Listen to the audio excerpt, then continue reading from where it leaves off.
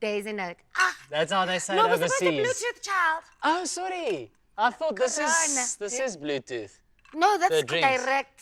Okay. But I mean, we drink from the other side, so it's fine. The Corona can be on that side from the glass. How are you doing? I had COVID, so I'm actually immune now. The scientists say I'm immune for the next 6 months at least. So wait, is I that how actually it only works? wear a mask now out of courtesy for other people. I just want a jawl now. Are you gonna get vaccinated? Oh my word! Are you starting with the big questions? It's not even a question. Yes, but I'm gonna try and I want to stand at the back of the queue. I just want to see the people coming out. I know you and your jerseys, and I tried. I was just like, I don't have something as edgy as your jerseys. Is your that collection. the most knitted thing you have? I had to buy the fabric. I mean, your hair is pretty much a jersey in the making. It's like a deconstructed jersey. Yeah. This is the roots before the flower. Yeah, exactly.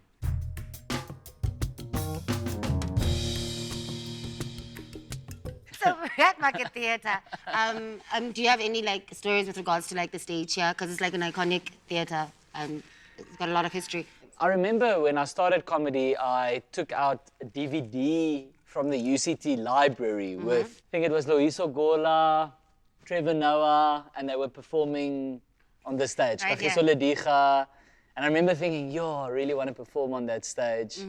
Didn't think my first time on the stage would be with no audience in a pandemic, but yeah. So you still haven't done it until now? No, yeah, well, this is my first time on the stage. welcome, shut I'd up. love to be facing this way with an audience, but that will come after this interview, I'm sure. So, do you know what you're drinking? Yes, a Scottish leader with cherry, they said. Child, you got it all wrong. So lemon for slice. you, we made you old-fashioned with the twist. Mainly because it's What's a the classic twist? drink. I mean, they say you're strong and good, like the drink. Are you strong? Strong. Maybe a strong person, but I mean, that's pretty much where the strong begins and ends, yeah. I don't even know if I'm a strong person. I cry easily. Maybe that is what makes me a strong person. I want to play a game with you. Lekker, let's go. So it's called Madness Method. Okay. And you pick a card, and then after that, you tell me what it evokes. It's What does called- evoke mean? What I think of. Evoke, yeah, what is it? Okay. Bring out. Yeah. First language, English, child. Okay. Pick a card, my best. Okay. Liar. My dad being Father Christmas.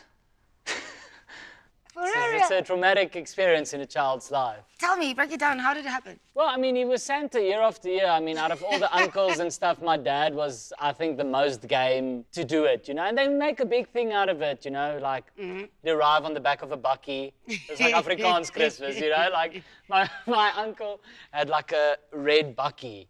So, you know, we knew Santa's coming, you know, all the parents. And you know what?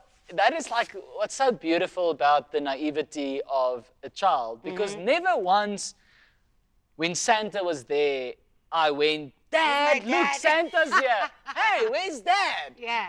It was always just like, yay, Santa's here. Santa. You'd arrive on the bakkie, beep, beep, beep. You know, I never questioned, why is Kori driving the bakkie? How does For he know? Father Christmas, How does he yes. know Santa? But he would arrive, and my dad would also. He'd have a. I don't know where they even hired the suit from. I mean, they must have gone and hired it every year.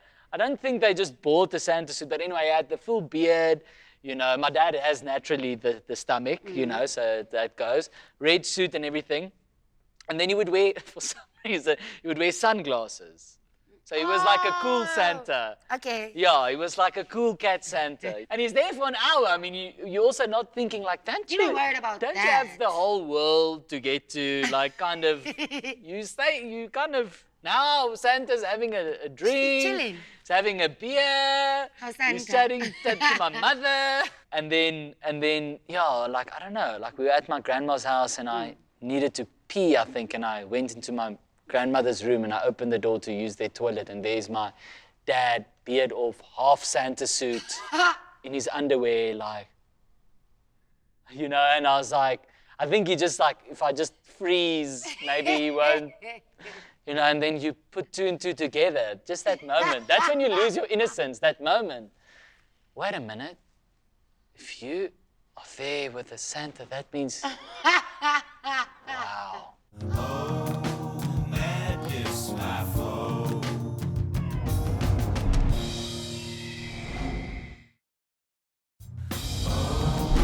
Madness, my friend. Pick another one. Okay.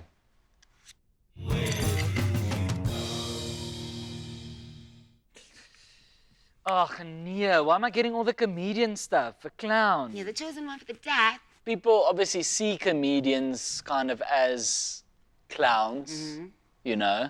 I guess it's also up to us to change that, and we don't always do ourselves any favors, you know. Yeah.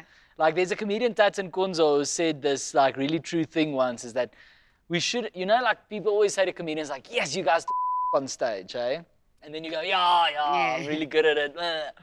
He was like, we should stop saying that. He's like, we're not talking You don't. You speak art for a living, you know, and I love that. I love that because when I studied drama, you know, and I started doing stand-up, I always felt a bit like stand-up is like this child almost of acting, you know, because I studied theatre and performance at UCT, you know, so you're doing Shakespeare and you're learning like the proper acting stuff, you know, and stand-up comedy was like, but do you play a character? What, you just yourself?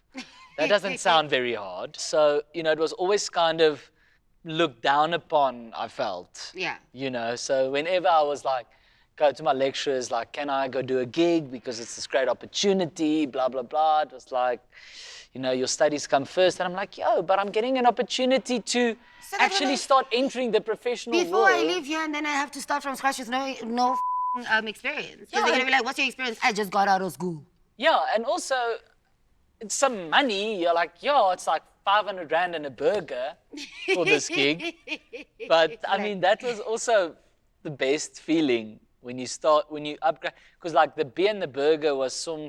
You know you're going to perform for free because you're an open spot. You were going to perform anyway. Yeah, and you're actually just grateful for the stage time. In that time. Yeah, in that time. Right? Yeah. And then the restaurant owner's like, hey, man, you're really funny tonight. Like, hey, let's give him a burger. And then you're like, what? Because I'm eating res food. I'm eating... Noodles. Like, yeah, mac and cheese that's prepared in like a big... That 500... A buffet for one. That 500 people are going... You know, that you just put on tomato sauce just to give it some flavor, you know. And you're like, yo, you sure? Like, and then they're like, yo, man, you want a beer as well? A beer as well?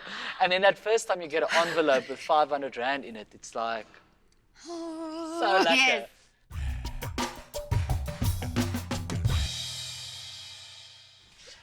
Let's go. That was unfair. Oh, you know what I'm thinking of now, because we were like talking about school now. Yeah. You would always try and like copy what the cool kids were doing. There was this guy. He would always come back from holiday with all the newest brand name clothes, like Billabong, Quicksilver, you know. And then you would tell your parents, like, okay, and this is what I need now because you know Johan. He's wearing Billabong. There's a 13th birthday party coming up this weekend. I can't go in wearing Mr. Price red. I'm not going to be a laughing stock. We need to go get Billabong and shame my parents. I mean, like, we weren't rich. So they were like, okay, it's like one of the most expensive brands, but okay, you know, take me to the shop and then you get Billabong. They're like, okay, but this is your birthday, you know, it's January, but they're like, this is your birthday present, your Christmas present for the next 3 years. And then you think, okay, like I'm in with the crowd now because I'm wearing the uniform. Yeah. But then suddenly, 2 weeks later, Johan now arrives at school wearing like Echo. And then you're like, you can't just change the game like that, You have Johan. your entire budget. You don't know, like I say, my mom's working 2 jobs to get the Billabong. Now you just come, oh, now Billabong's out. Now I'm like, I can't go return this cock.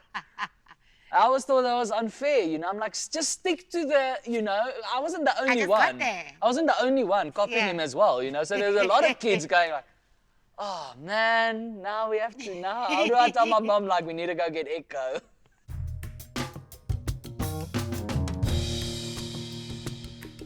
Child, it's clear.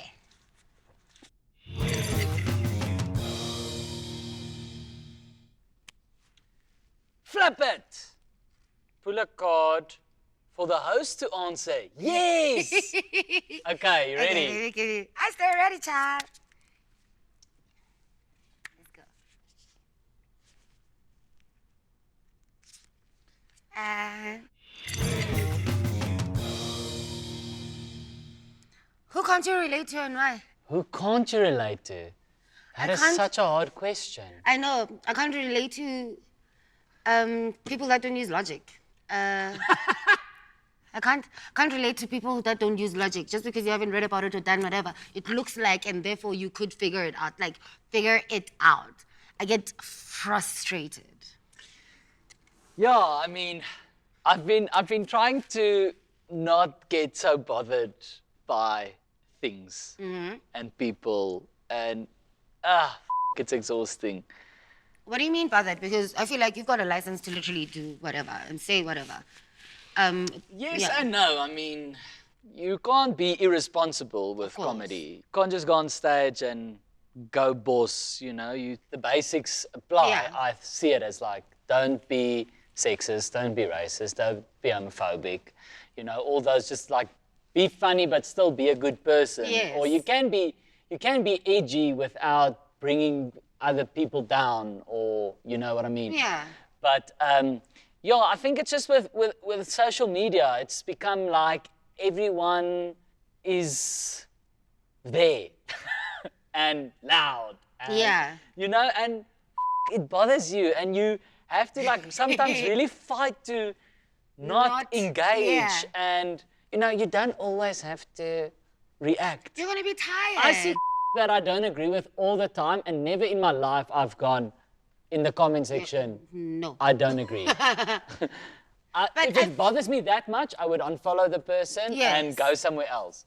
This whole trend of like saying exactly what you feel all of the time, that I can't relate to. No, the thing about it is that social media, they've already got an opinion because you're in the space, right? I'm not bothered by that, but I'm bothered by in my space where logic is a part of existence without you having read, because you're looking at it and you can figure it out. Think. I want to get to a level where I'm paying people not to think. For me not to think. Let's not think Who's about your it. Beyonce in comedy? Who's your Beyonce in comedy? So you Yo. don't think? I think at the moment, well, South African-wise, I know it's cliche, but I always say Trevor. But yeah, Trevor Noah has just done amazing things. Like, he inspires me so much to write all the time and to have new and fresh content all the time, because I've opened for him in Cape Town and Joburg. And it's the same show, but the show was so different because he literally would write jokes that only work in Cape Town. Like, Joburg people wouldn't get it. Yeah. Like, he had a joke about the Gauchis in Cape Town yelling out the window. And he said to me, like, I can't do that joke in Joburg because the taxis in Joburg don't have Gauchis. Then we'd be backstage and I'd say to him something about Amsterdam. Then he's like, oh, I have this great joke that I only do when I'm in Amsterdam. I'm like, yo, man, this guy's doing jokes for like specific groups of people. Yeah. He has jokes that he only does in Durban. He has jokes that he only does in Welkom, you know? So yes, he is a Beyonce for me. And I think Dave Chappelle is just like on another level now. And anyone who can disappear off the scene for 7 years and just come back and pick up where they left off. Like, I think That's magic. most artists, like, you come back, so much happens in 7 years. There's all this constantly new, exciting talent Yeah. on any scene, whether it's like music, comedy. If you disappear for 7 years, you're gonna come back. People are like, who are you again? Oh yeah, you're that guy. And he just came back and he was just like, boom, back at the top again. Yeah. And I was like, yo, that's magic. Madness, my foe.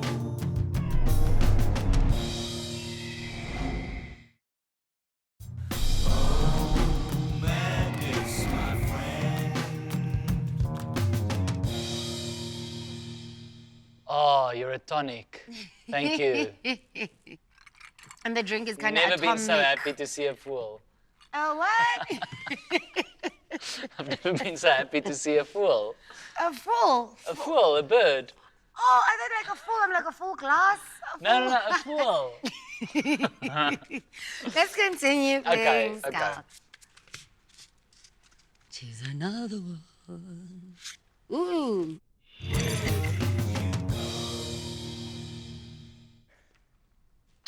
Traveling. Traveling. When last?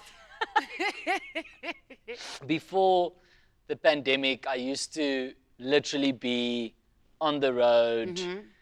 The more, the better, like living out of a suitcase, but like also loving it. But Yeah. it does get, the older you become, it does get tired. You know, you do get tired. Now, the pandemic has made me such an old man because now I've become so comfortable in my home. You know, if I have a gig that's away from home, you have to sleep over, I'm a bit like... But I'm keen to start traveling again, going overseas, performing overseas, and... As in like you've got a plan or it's just like something you speak about? No, I don't really have a plan. I've never really had a plan for my career because, I mean, a lot of the big opportunities you get were so like right place, right time. You didn't plan it, you know, and eventually I realized like my plan is just to work as hard as possible and be as funny as possible and try and kill it as much as I can. And then, what comes. that is the plan. And then the plan will develop from there. I can't say like my plan is to host the Daily Show in 5 years. And like what? Like I'm emailing the Daily Show like, hey, You can. what's your plan with? What's But your you plan can, with? Schalk. Even if it's not 5 years, it's still the letter to the universe saying, this is what I do want to. And because Trevor, who is my Beyonce, I'm aware of the fact that I can do it too. So but you can. So you can. Wow, Moonchild, you're blowing my mind right now. But, I mean, I'm good at blowing, they say. I mean, Minds. up. blowing up, blowing minds, baby. Okay. I need you to pick another one.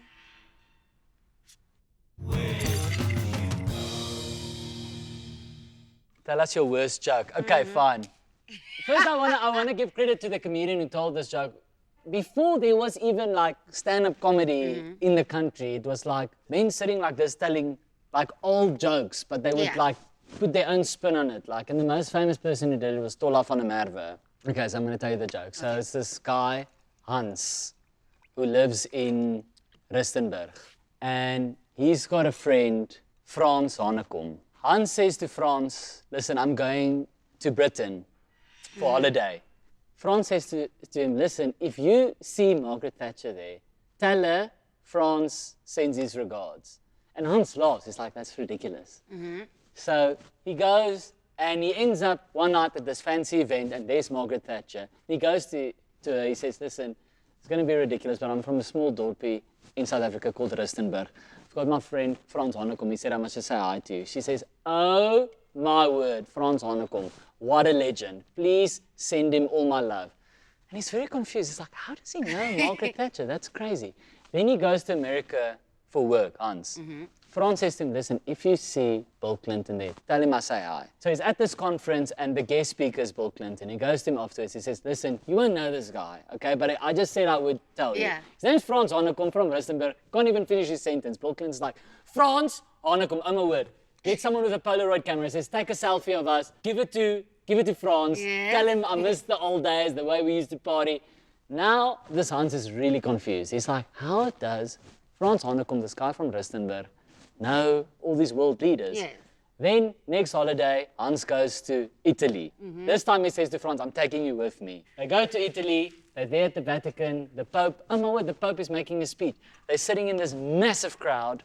The Pope is there, comes, everyone cheers, greets everyone. And the Pope sees Frans Hanekom, he stops the speech, he runs down the stairs, he pushes through the crowd, and he gets to Frans, and he hugs him and he kisses him on the cheek. And Hans is just standing there, he can't believe his eyes. And the guy next to him is a Dutch guy, and he says to him, who's the guy in the white gown hugging Frans Hanekom? What?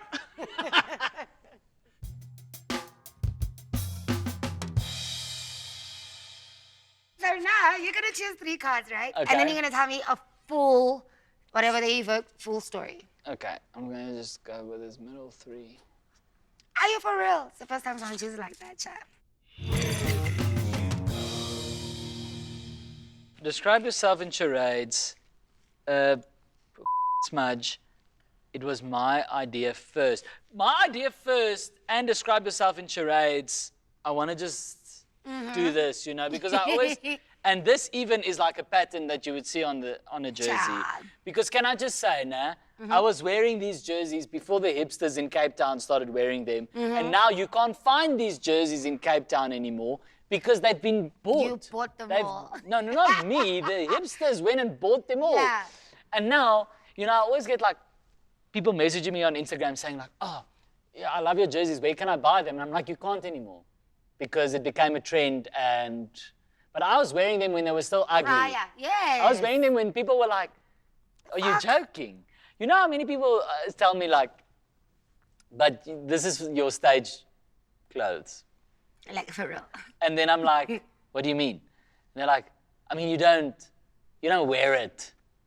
Like, just wear it. I'm like, I started wearing these before I started comedy. And then I started comedy, and then I continued to wear it on stage because it was my clothes.